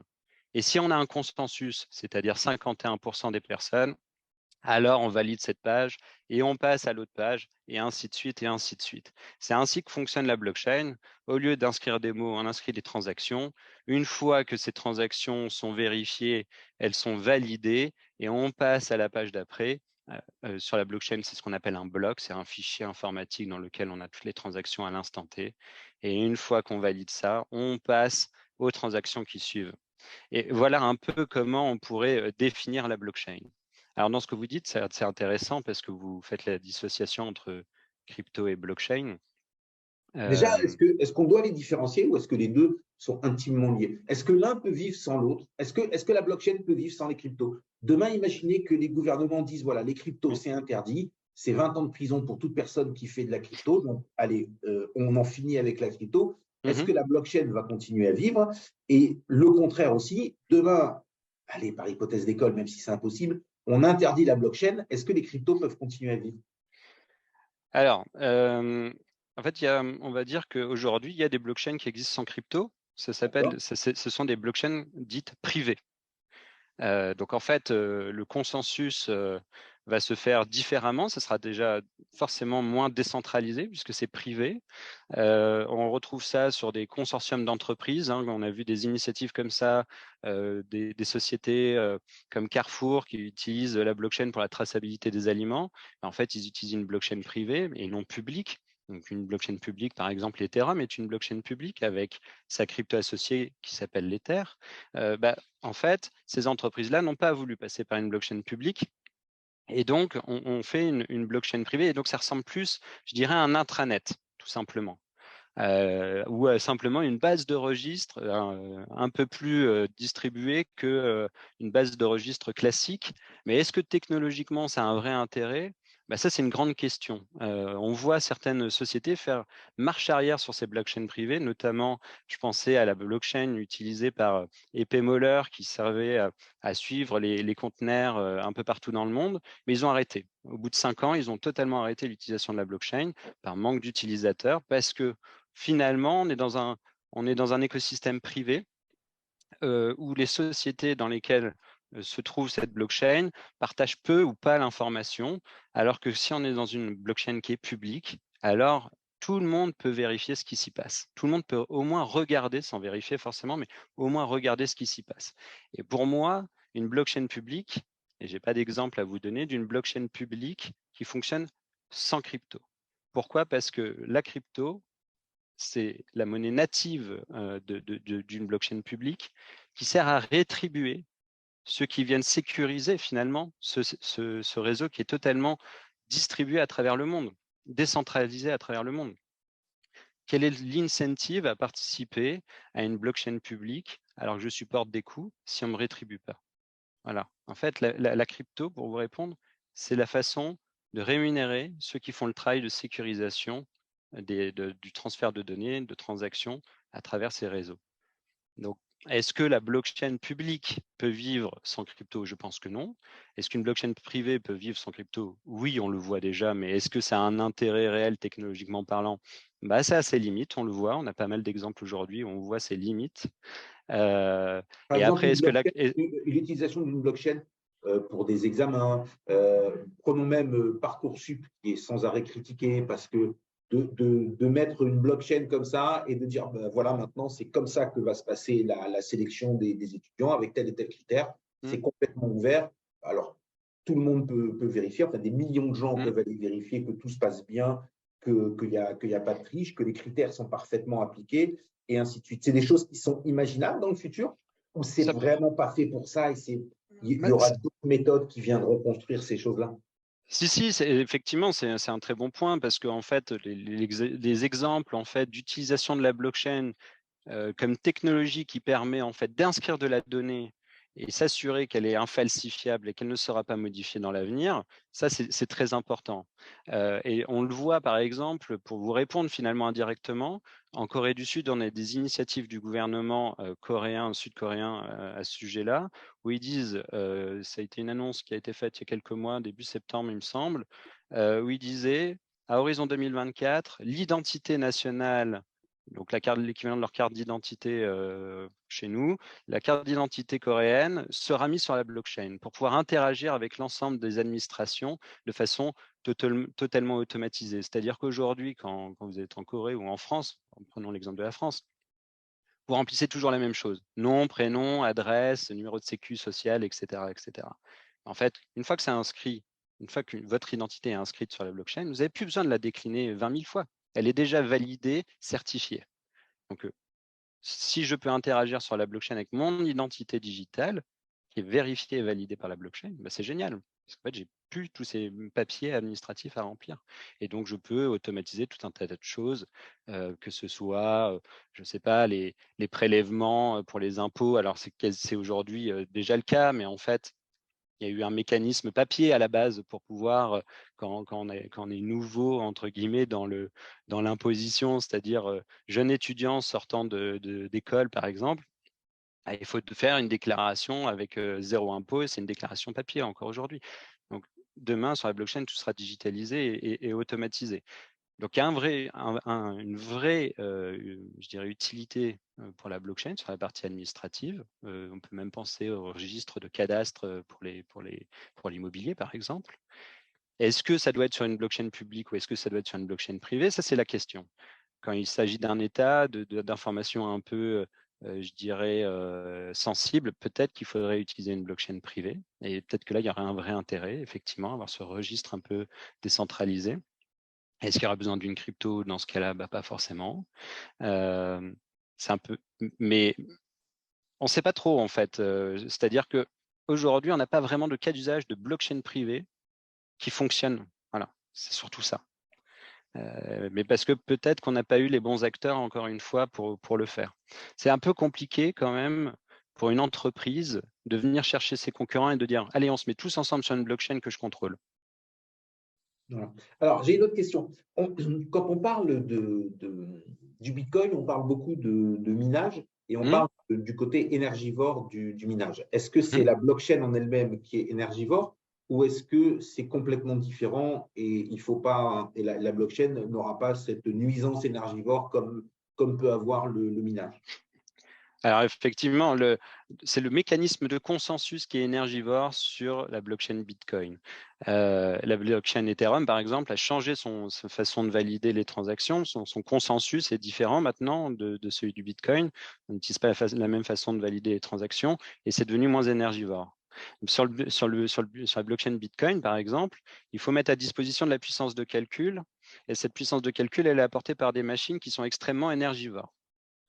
Et donc, effectivement, on peut dire que la blockchain Bitcoin est énergivore. C'est un peu un raccourci, mais en fait, c'est simplement son mécanisme de consensus qui est énergivore. Alors, de ça, on peut dire qu'en fait, c'est pas irrémédiable. C'est-à-dire que demain, on pourrait très bien dire sur la blockchain Bitcoin, changeons la façon dont on valide les transactions, la façon dont on a notre consensus, au lieu de passer par des machines très énergivores, faisons comme tout un tas d'autres blockchains qui font différemment. C'est-à-dire que sur la blockchain Bitcoin, on parle de proof of work, la preuve de travail. Et sur les autres blockchains, en général, on est sur ce qu'on appelle une preuve d'enjeu. Donc, on met un enjeu financier sur la table pour permettre de prétendre à la validation des transactions. Et si on est un acteur malveillant et qu'on essaye de falsifier les transactions, eh ben, on perd notre somme qui a été mise en jeu. C'est une sanction qui est financière. Et donc, en fait, ça demande beaucoup moins de hardware à déployer et donc d'énergie à dépenser. Donc, on se retrouve sur des blockchains qui sont, entre guillemets, vertes. Très bien. Alors, merci beaucoup. Alors, juste pour expliquer aux auditeurs, on a coupé l'intervention de Valentin François en deux. D'abord, la première aujourd'hui pour expliquer ce qu'est la blockchain. Et on vous revoit en janvier, cette fois-ci, pour parler un fonds de blockchain, qui ne sera donc pas un fonds de crypto, mais un fonds de blockchain. Et on a voulu faire cette première émission en fin d'année pour laisser bien infuser ça, pour que les gens puissent bien comprendre. Et ensuite, on s'attaquera au fond et on essaiera de recaler les deux. On prendra un moment un peu plus long. Donc voilà, pour les auditeurs, regardez, écoutez l'émission, bien entendu, réécoutez la vidéo, allez vous renseigner et ensuite, on partira à ça. C'est des sujets nouveaux, donc c'est toujours des sujets un peu plus compliqués parce que c'est des sujets que pour la majeure partie d'entre nous, on n'a pas étudié à l'école, donc on n'a pas de base. C'est des sujets d'apprentissage. Pour les jeunes générations, elles étudieront ça à l'école et ce ne sera pas des sujets d'apprentissage nouveaux, donc ce sera beaucoup plus facile. Elles auront grandi avec ça, vécu avec ça, elles auront échangé avec ça. Nous, on est un petit peu la première génération à se confronter à ça, donc on n'a pas de passer là-dessus. Donc, merci beaucoup. Je vous laisse quand même une minute pour conclure si vous avez envie de dire quelque chose ou d'expliquer. Bah oui, merci Bernard déjà pour le temps que vous nous avez laissé. Juste un petit point, si on veut résumer cette technologie-là très très simplement et se dire en quoi la technologie blockchain est quelque chose qui peut apporter au monde qu'on connaît aujourd'hui. En fait, sur Internet, quand on parle d'Internet, il y a un abus de langage très courant qu'on fait, c'est le transfert. On dit qu'on transfère quelque chose, un fichier, et c'est faux. En fait, technologiquement, on ne sait pas transférer quelque chose sur Internet. On sait simplement faire que de la copie de fichier.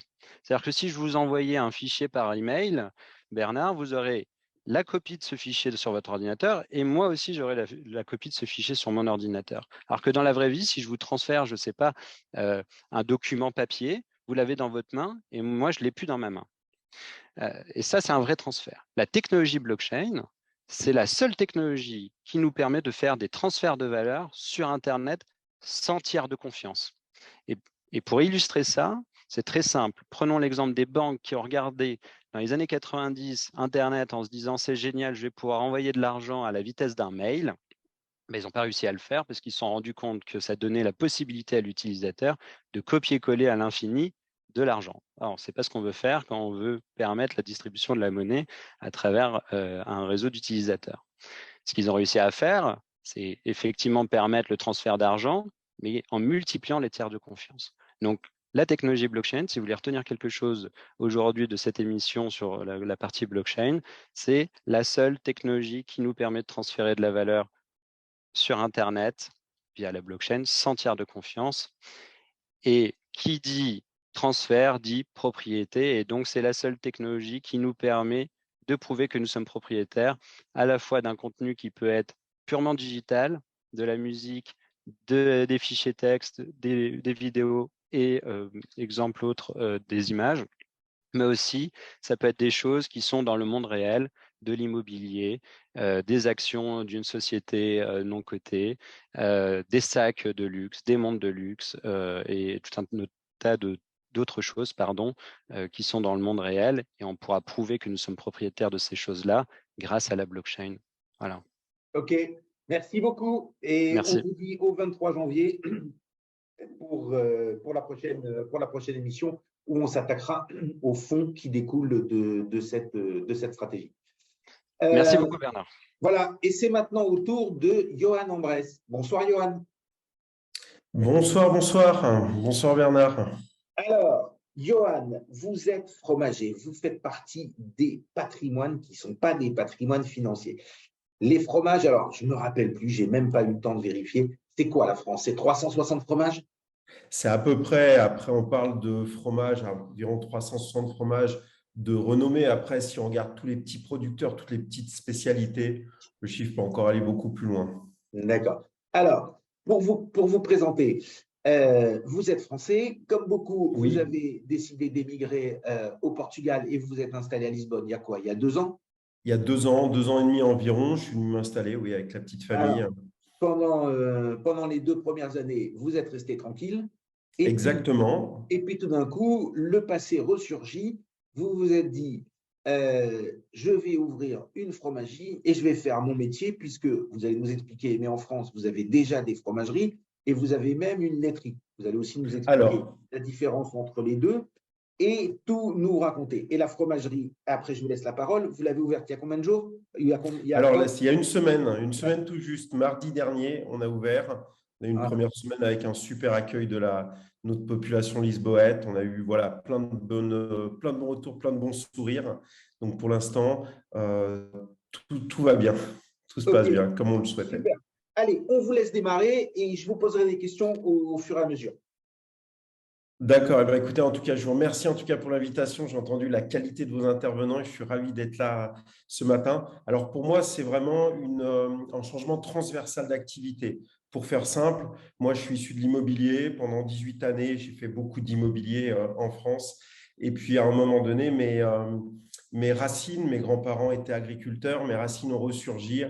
Et j'ai décidé aujourd'hui de retourner dans le côté alimentaire, dans le côté terroir.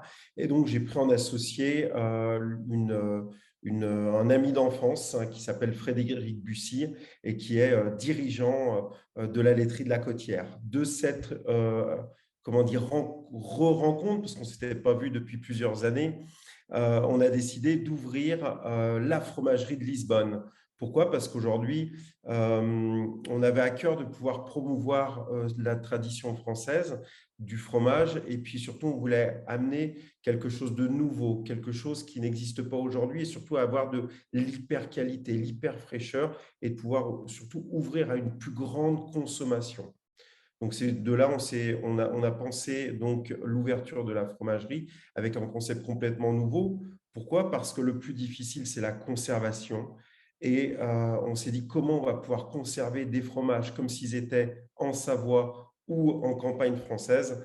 Et on a créé notre cave d'affinage. On a pensé une cave d'affinage. Donc aujourd'hui, je pense qu'on va être la première fromagerie de Lisbonne à pouvoir disposer d'une vraie cave d'affinage pour pouvoir amener à la maturation de nos produits et pouvoir toujours, finalement, on a à cœur de pouvoir amener le plaisir gustatif au plus grand nombre et pouvoir partager notre savoir-faire du fromage, notre savoir-faire de la transformation du lait au plus grand nombre. Alors, elle est où cette fromagerie? Alors, cette fromagerie, elle est située à Largo d'Urat, juste en face de l'arrêt de métro, Avenida Alvarez Cabral, numéro 5. Je m'excuse pour ma prononciation portugaise, je ne suis pas encore très précis. De toute façon, on est sur une radio française, hein, donc numéro 5, ça va, tout le monde va comprendre. Parfait. Voilà. Pour les Lisboètes, je vous explique, c'est l'avenue qui va de Rato à Estrela, c'est un peu après la pharmacie et juste avant la boulangerie danoise, c'est ça?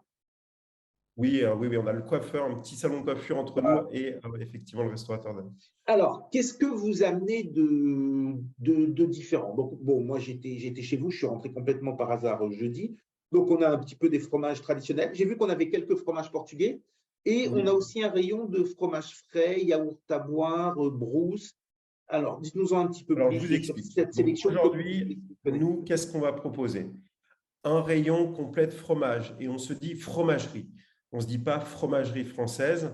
Pour nous, aujourd'hui, c'est une fromagerie comme au sens vraiment littéral du terme. Donc, on veut proposer du choix en termes de fromage français.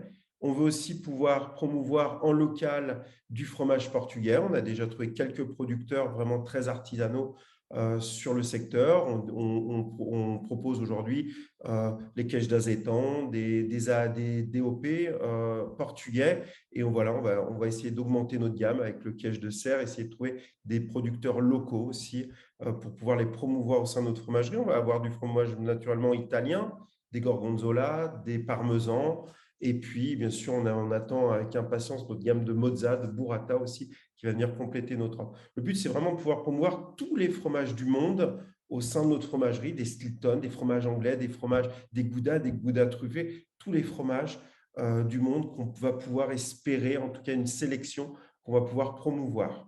Deuxième partie, une partie charcuterie, une partie charcuterie traiteur.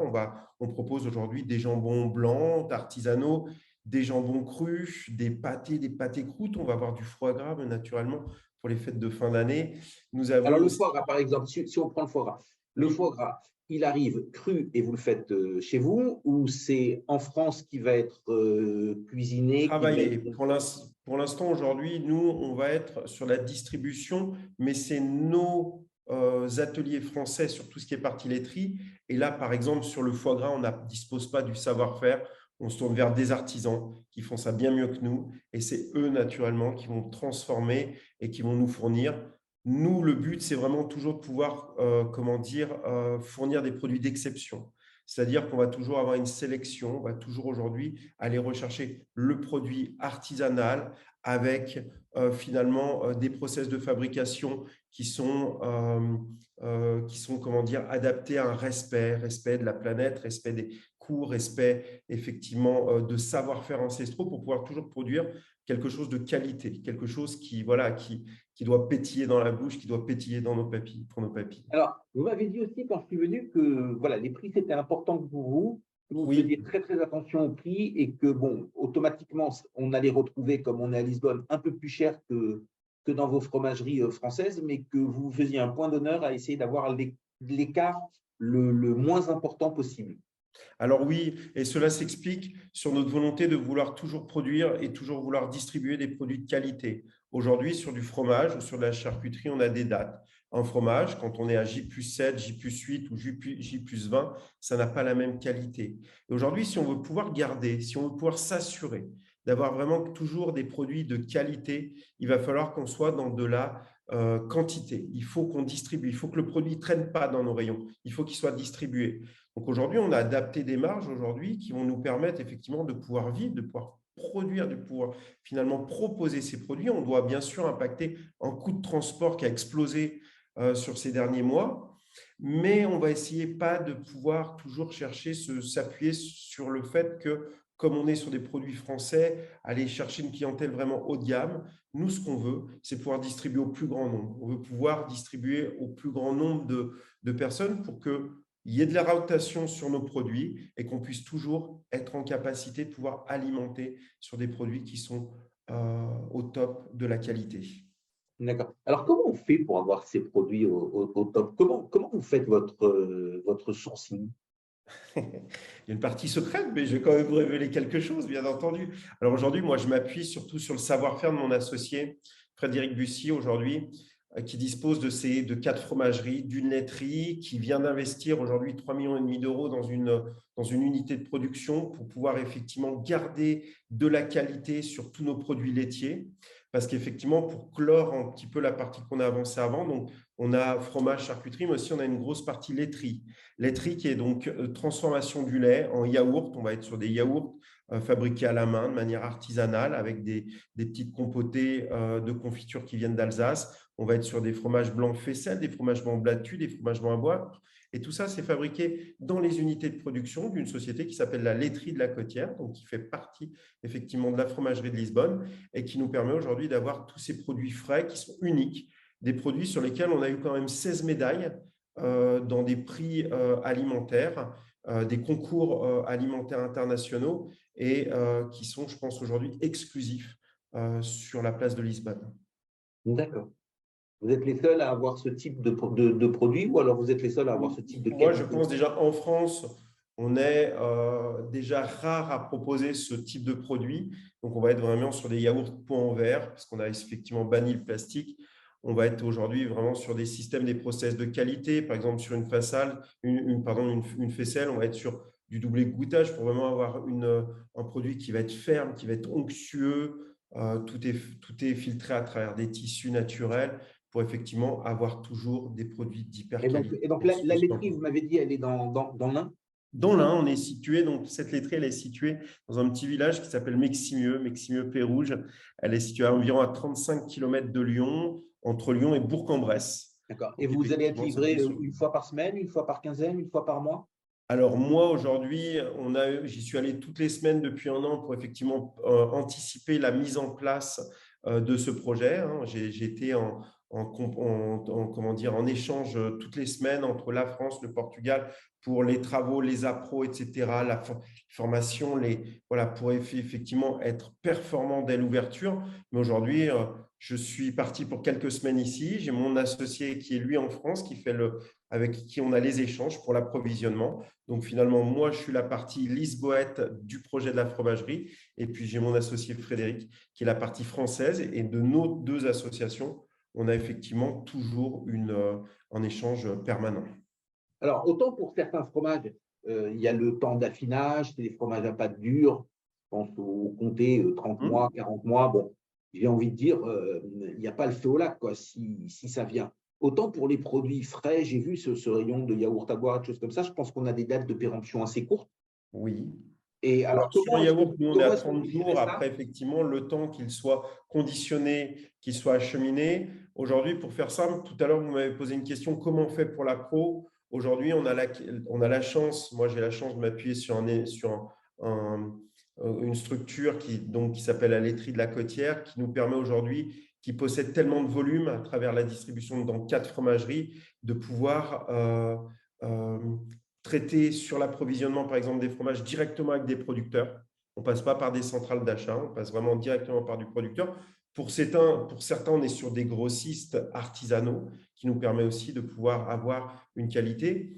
Et puis, effectivement, pour tout ce qui est produits laitiers, pareil, on a un approvisionnement à la semaine. On est livré toutes les semaines sur tous nos produits, que ce soit charcuterie, fromage, laiterie. On est sur, voilà, là, on a fait rentrer. Alors, donc, il arrive quel jour le camion? On sache quel jour venir pour avoir les produits plus frais possible. Alors, on est en train de réajuster ça. Parce que là, effectivement, on est comme de l'horlogerie, on est sur les derniers réglages. Là, la première livraison, on l'a eue lundi dernier. Et celle qui arrive, elle arrive jeudi, celle-ci, juste avant les fêtes. On a essayé de caler cette livraison. Donc, si on veut le top de la fraîcheur, c'est vendredi qu'il faut venir, c'est ça? Ah oui, je pense que jeudi, on a quand même encore beaucoup de produits en magasin, mais je pense que vendredi, effectivement, on aura toute la nouveauté. J'espère qu'on va tenir jusqu'à jeudi parce qu'effectivement, on a eu vraiment un très, très bel accueil sur la fin de semaine, sur le début et la fin de semaine. Et samedi, ça a été vraiment une très, très grosse journée. Donc, on a du produit, on peut y aller, mais effectivement, on va être content jeudi de recevoir notre nouvelle marchandise. Ok, vous connaissez le dicton, hein? Quand on est bien accueilli, c'est qu'on était attendu. Oui, voilà. Écoutez, c'est un petit peu effectivement ce qui est ressorti dans le discours des gens. Effectivement, aujourd'hui, je pense effectivement, vous avez dit la bonne chose, on était attendu, on attendait quelque chose comme ceci, qui a vraiment une large gamme de choix. Et finalement, aujourd'hui, sur des produits qu'on a du mal encore à trouver au sein de Lisbonne. Ok. Ben, écoutez, Johan, on vous souhaite de bonnes fêtes. On vous souhaite tout le succès du monde. On vous souhaite Merci, tout le Bernard, du monde et bien entendu une excellente année pleine de réussite pour 2023. Et on vous dit à très, très bientôt. Eh ben, merci, Bernard. En tout cas, merci pour l'invitation. Et puis, je souhaite effectivement d'excellentes fêtes aussi à tout le monde. Et puis, entre une petite fondue, une bonne raclette, n'hésitez pas à venir vous voir. À très bientôt. Au revoir. La French Radio. Portugal.